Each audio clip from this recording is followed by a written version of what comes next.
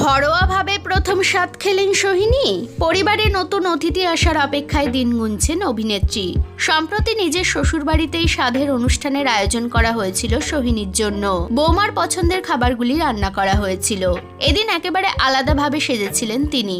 পরনে লাল শাড়ি, কপালে চন্দনের সাজ, গলায় বিয়ের গয়না আর জুঁই ফুলের মালা, হাতে শাঁখাপলা আর সোনার আংটি। বাড়িতে প্রতিষ্ঠিত সরস্বতীর সামনে বসেই স্বাদ খেলেন তিনি। শোভনের বেলুড়ের বাড়িতে এদিন ছিল জমজমাট ব্যবস্থা। পরিবারের অনেকেই উপস্থিত ছিলেন। শোভনের মা এবং মাসি সবটা আয়োজন করেছিলেন। উপস্থিত ছিলেন সোহিনীর মাও। আশীর্বাদের সময় মেয়েকে সোনার হার উপহার দিয়েছেন তিনি। এদিন অভিনেত্রীর সব পছন্দের খাবার ছিল তালিকায়। এই প্রসঙ্গে সোহিনী বলেন, সিনেমায় কত দেখেছি, কত কিছু খেতে ইচ্ছে করে, কিন্তু আমার তেমন কোনো ইচ্ছে করছে না আলাদা করে। বহুরূপীর শুটিং এ নিজে হাতে ব্রেকফাস্ট গুছিয়ে দিত শোভন।